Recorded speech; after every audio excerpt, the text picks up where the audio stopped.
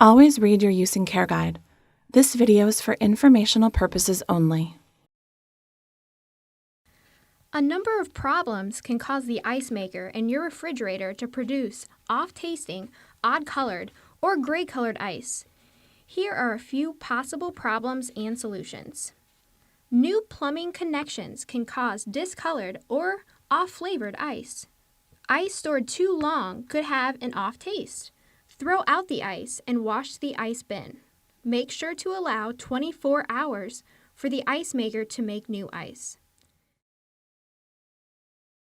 Improperly stored foods can transfer odors to the ice, causing an off taste.